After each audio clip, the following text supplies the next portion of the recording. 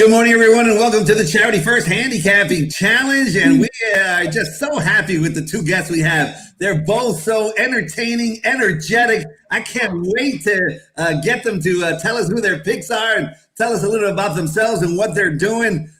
We've had a great couple of shows the last 2 days, Chappie. It's been fantastic.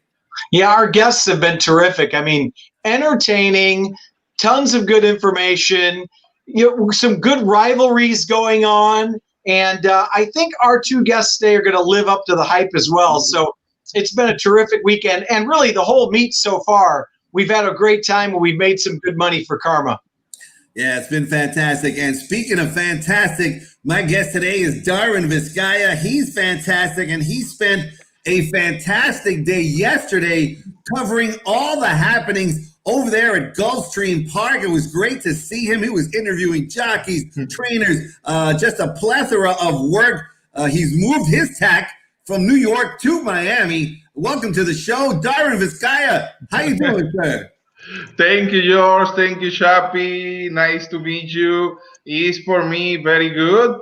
It's coming back to the Charity Handicapping Challenge. The first time lose, and right now, the second time maybe win. Darwin, you were obviously covering in Spanish all the action yesterday. What a spectacular day. How did it feel to be there at Gulfstream Park for the big Pegasus World Cup? Oh, amazing day. The race spectacular. The Colonial Lian is my best race today. Is a spectacular horse in the turf. And Nick's Go, the great favorite yesterday, is winning perfect. Yeah, Nick's Go just annihilated them. Rosario went right to the lead. And you just said adios. I see adios, amigos. And could not get the nobody could even come close. Yes. Jesus tried. Look, Jesus couldn't even catch him. So, I mean, that was a pretty impressive. Oh, my friends, Nick Hines. Is a problem maybe with the internet? Chappie, what's going on there? You got Nick there? I think Nick might have turned the lights out. If maybe he didn't pay the power bill wherever he's at, because he just went to complete black. I don't know what happened to him. I had a great introduction for him, and I'm texting him now. Nick, we can't see you. Nick, can you hear us? I guess not. Yeah. There he is. Oh, okay, let's try this again. So, Nick, can you hear us, Nick? I can hear you great. I can hear you just fine. I hear Darwin that came out Nick's Go. Obviously, a horse that couldn't lose yesterday kind of sparked a nice Superfecta. Superfecta paid over $2,000 in the Pegasus World Cup yesterday. Wow, crazy. So, by the way, if you can't, if my guy here isn't out hustling horses for his jock Jose Valdivia, he's probably at a sale buying 2-year-olds. Or he's on a Zoom call for something live for my racehorse. And if it's not one of those three things, he's probably texting me 738 times live during a Notre Dame football game. We call the Sarge. Hoorah! Hoorah! Hoorah! Hey, it's a pleasure to be here. And I know it's difficult because of the obviously keeping the mask off and being able to be on this show. I should have just went out there and hung out with you, Chappie, but we're social distancing and do it the right way. Big shout out to Karma. This is a wonderful cause for the charity and the well-being of, after the racetrack. What happens with these horses? Well, obviously Karma is first and foremost the best in the industry. Through the years as a former trainer, I've been involved with donating and being part of the process and making sure these horses get retired successfully and go on to bigger and better careers. And many horses have evolved to turn out to be great hunter jumpers and pleasure horses to boot. It's great to be here, gentlemen. Giorgio, obviously a pleasure. Darwin, I consider this a challenge. It's a tough card today here at Santa Anita. They are staying on the turf course, which is a blessing, but still, in light of that, you have to get a little creative. You're going to try to, add some pop to your bankroll. Hey, real quick, Sarge, before we get more into it, you've been hustling mounts for Jose Valdivia. You guys have really started to take off and has some serious success. How do you like doing it? And the success has been going great. How do you feel going forward? It's definitely challenging. But the one thing you have to remember, Jose is one on the grand stage. I mean, he is a world-class rider. He's won Belmont Stakes. He's been a Breeders' Cup victor. You look back at the likes of a horse like Shams Ali, the late great Bobby Frankel felt confident enough in Jose to ride him on Ghost Sapper when he broke his maiden. So the skill is there, and it's essentially just trying to reinvent him, so to speak. That's been the difficult part. But his work ethic is like none other. He's a professional. He's got a wonderful internal clock, and he's been a joy to work with. And we don't have the field sizes they may have in a place like Florida or in some places in Kentucky. So that's a challenge. But, Mike Pipey's been very instrumental. And, of course, he's had a long-standing relationship with Ron Ellis, which is a blessing. And, there's cross your fingers. I think that there's hope on the horizon. But to get a 2-win day yesterday with Jose, I can't even put it into words. And I'm just grateful. We're humbled at the opportunities that he's been given. And, we're working hard. So, I pulled a few irons out of the fire in the horse ownership ring. Still obviously affiliated, working with my racehorse and trying to make for a better tomorrow, making those dreams become reality. It's all relative, right? A horse is a horse, and I think we all realize that. So it's good that I'm staying in the same arena. I damn sure wouldn't want to be doing anything else in my life. Well said. Georgie? Well, for you guys tuning in, we are going to start each of our handicappers with a $300 mythical bankroll. And they're going to try to turn that $300 into over $1,000. Because if they do, then Karma will get an additional $500. So if they each turn their bankroll into over $1,000, Karma will get $1,000. They're going to start off with a $100 win bet. And let's start with you, Chappie, just in case, since we got definitely, Sarge there. Why don't we start with Sarge's bet? All right, Sarge. So where are we going with our $100 win bet and why? Well, in honor of you, Chappie, I'm going to go with Winks and Chappies in race number 5. How can I go wrong with Winks and Chappies? Look, it's not going to be a great price, but I feel like in the card, this horse I'm going to single, incidentally, in the pick 5. I just think it's graduation time. This horse is one of the more consistent horses in the field. I like the thorough graph pattern. This is just a race that I think Tyler Bays is going to get this horse in the position early. I really don't see much in here. And if you're getting 9 to 5, you're likely looking at a horse in the mouth. I gave a little bit of a case to the inside horse. This horse had every reason to run well last out. On the quick turnaround, I think the one is more than vulnerable. That horse is 5 to 2 second choice. So for me, $100 win bet to get the day started right. Race 5 will be a pick 5 single for me. Winks and Chappies. Hoorah. Go Irish.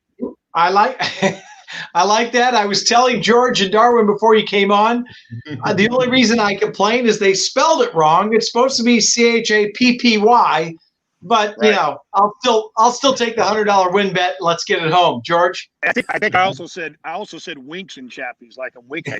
Wicks. Winks and Chappies. It must be Wings and Chappies. Wins and Chappies. Hoorah. All right, Darwin, let's get over to you. You've handicapped races all over the country. You got to take Santa Anita now. You got $100 to win. Where are you going to bet the $100? $100 win run in the race 4 is the Mariah Girl, number 4. She is Argentina bred. Great performance in the first time on the dirt.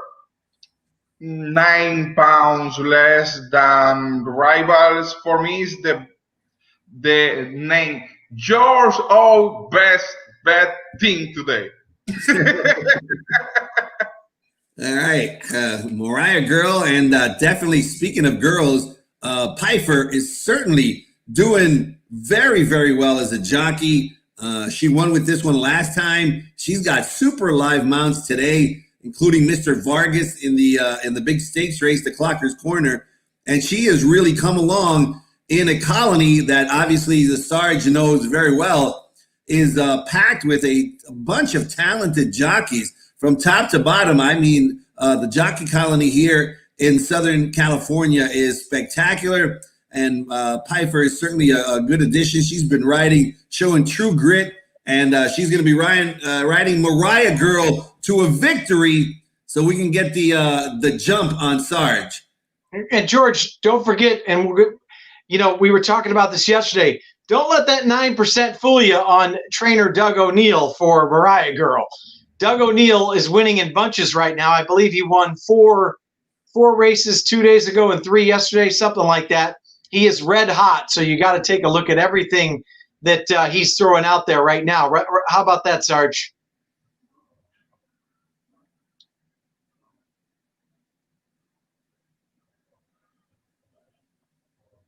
Does anybody know how to read lips? Because we can't hear the Sarge. He's You can hear me now. So I would agree with you. I would have muted myself because I didn't want you to hear my heavy breathing. But in reference to Wildman Jack, we saw what he did yesterday. Wow. This has been all Doug O'Neill. I would imagine. I didn't do the math in the last 2 days, Chappie. Gentlemen, he's probably winning at 50%. So you're right. 9% at press time, far and away better for what he is right now. So I think you're onto something, Darwin. The fact that this track took the precipitation yesterday, I think it's going to be fast labeled today. But I feel like this is a track when you get into position today, like you're going to hold position, not only on the main track, but on the turf course today, because they are staying on the turf, which I'll be interested to see what happens with the crossover in today's feature, the Clocker's Corner, because they're going to have to do a little bit of a cross there to get on over to that main track. So no question. I definitely think that Darwin's on the right track, taking some bug with, though. Nice call there. Thank you. All right, let's get to our exacta then, Sarge. Where are you going with your $100 exacta and why? Well, this was a tough one. I'll tell you what. I went ahead and went to the 8th race as that call, and condition wise, this is a starter $50,000 claiming event. Starter 50 for horses which have broke their maiden, essentially non-winners of 2. See, that's a 6.5 furlongs, and they're going to run out of the chute here.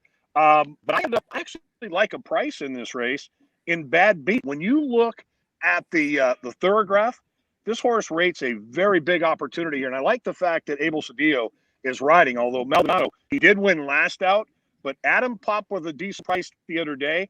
Bad Beat, I think, is ultra live, long shot in this case. Not the horse I would key. In fact, I'm going to key the horse to the inside for Bobby Falcone Jr., going back to Darwin's idea of getting that apprentice weight. This horse is going to get 7 pounds from rivals.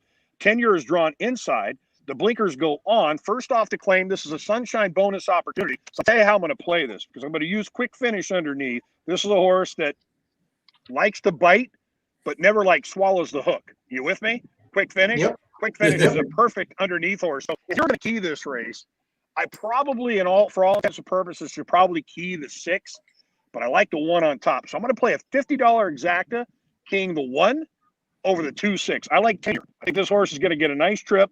Bobby Falcone Jr., off to claim. Excellent. From his last 18, he's winning at 28%. This horse makes sense on sheets, and I think the apprentice weight is going to make a difference here in the end. So 1 keyed over the 2-6, $50 exacta. George, you're a big sheets player as well. Have you taken a look at that race? Yeah, I love the thoroughgraph sheets, and they've got some good numbers. Tenure, like Sarge said, that sunshine bonus is a big incentive, and Falcone's brought a big string over here. They get $3,000 for entering, additional purse money. So he's here for a reason, not the season. Claim that one with the intention of coming here and winning with it. And so I think Tenure, an excellent choice. Bad Beats got some good thoroughgraph numbers. Scratched out of a race yesterday, I believe, to run here in this easier spot. So that's also a positive as well in that one's corner. So excellent handicapping as usual by Sarge.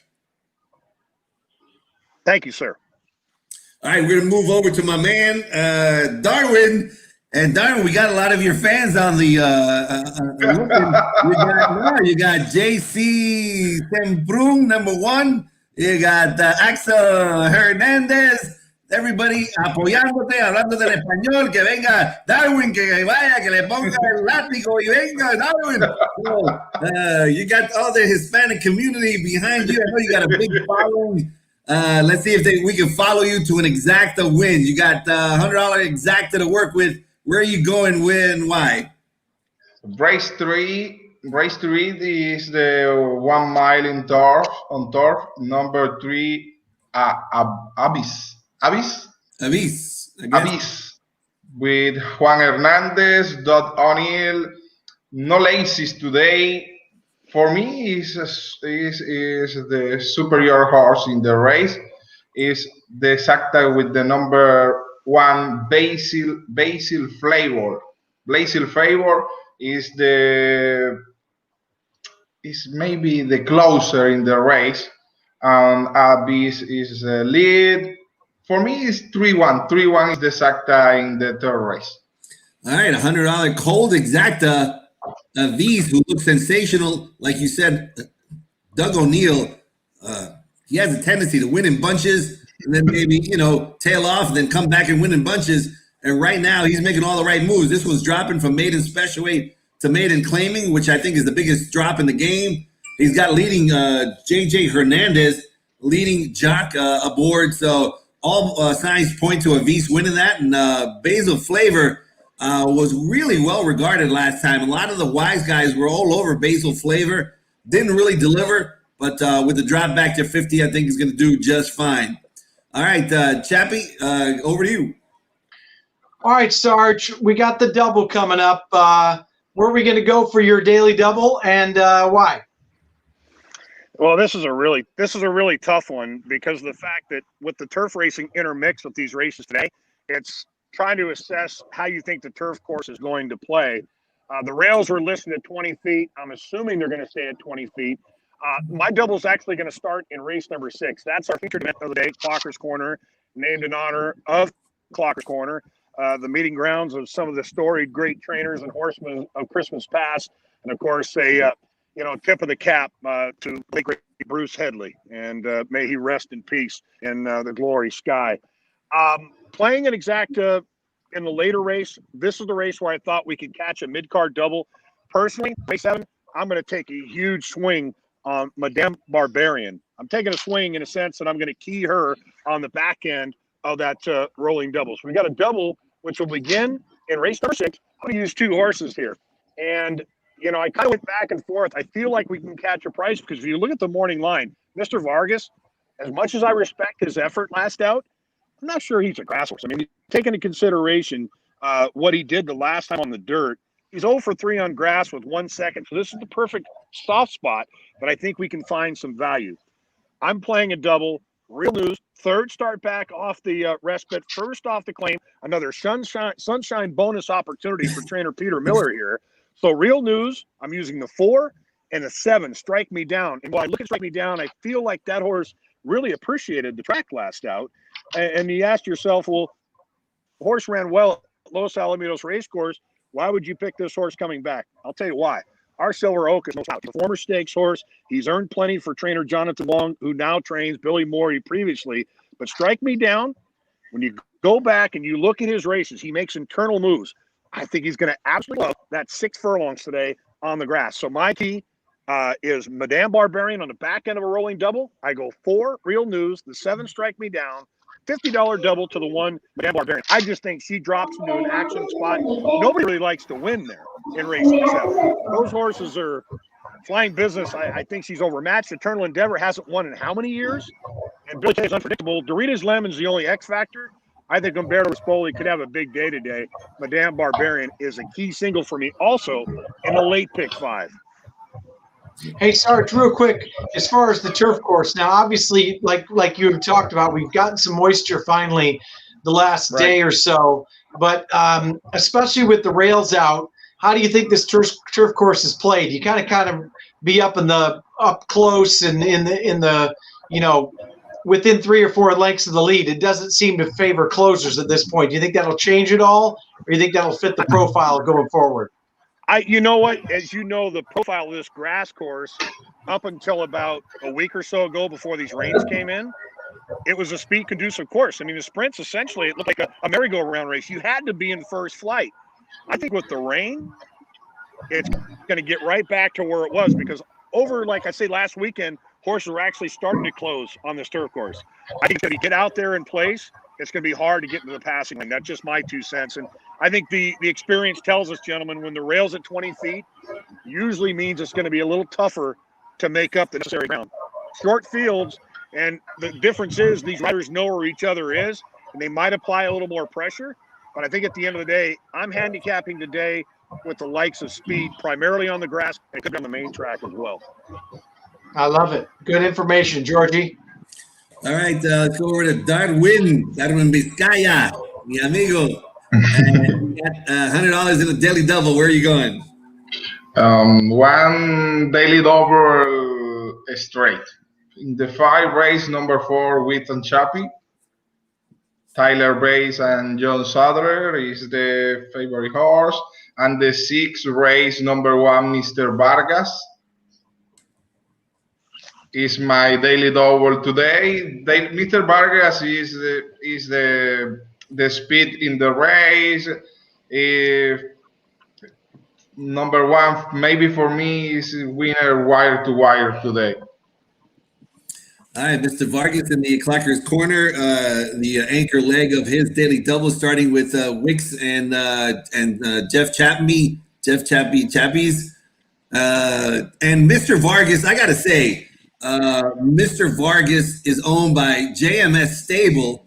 Samantha Siegel will be our guest on this Charity First Handicapping Challenge Friday. So the next show that we have, we're going to have Samantha Siegel on. So definitely you guys want to tune into that. To me, she's like horse racing royalty. I remember, ever since she was a little princess, was coming to the track by her parents, Jay and Mace, and just a staple here. And good luck to her with Mr. Vargas. This one, Brian Carter said that encountered some issues this year in the Eddie D and also in that $100,000 claiming race.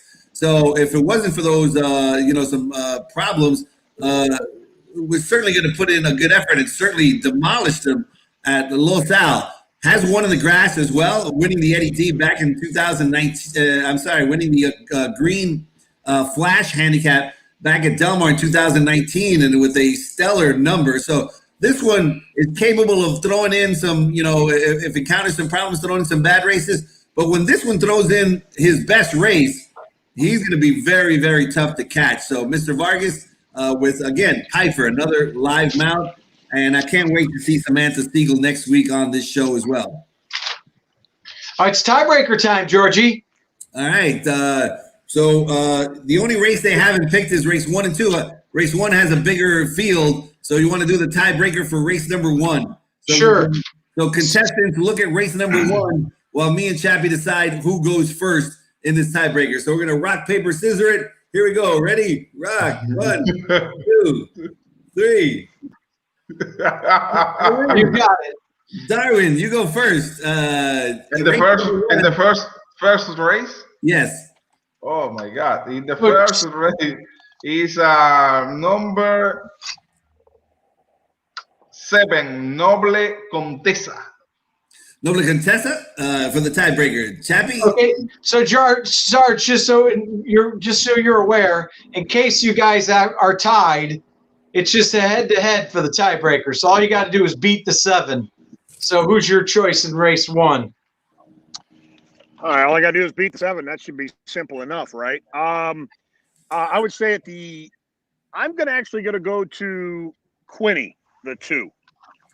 All right. Okay, so Quinny. And by the way, there was a late scratch in race number 2, Once on Whiskey. It scratched out of there. And you guys, I'm sure you're aware of the fact that Kent DeSormo, he's going to be out roughly 4 to 6 weeks. He cracked a vertebrae yesterday. Word is that he'll heal quickly, so hopefully he'll get back on horseback here, sooner than later. So unfortunately, but it was unfortunate at the end of the day that he's okay. Yeah, thanks for that update. Actually, and our thoughts and prayers are with him, obviously. So Umberto slowly picks up the mount in race number 1. Gotcha. Now I think we actually lost George. We still love him, though. All right. Well, I guess George is gone away as well. So listen, That's The what you joy- do when the you have joy live of live TV, live television. Zoom, guys. You just kind of roll with it. So, hey, Darwin, Sarge, we really appreciate your time. Thanks for all the input. Sarge, you're doing a great job with Jose Valdivia. I know you were very excited yesterday, so continue. Good luck. Best of luck to both of you guys. And let's make some money for Karma. We'll see everybody next week. Thanks for showing up, you guys. Have a great day. God Thank bless you, you. Good luck, Chappie. Darwin. Thank you. Until next time. Thank you, Need. See you in the winter See you circle, brother. soon. Take care. Hoorah! Good luck.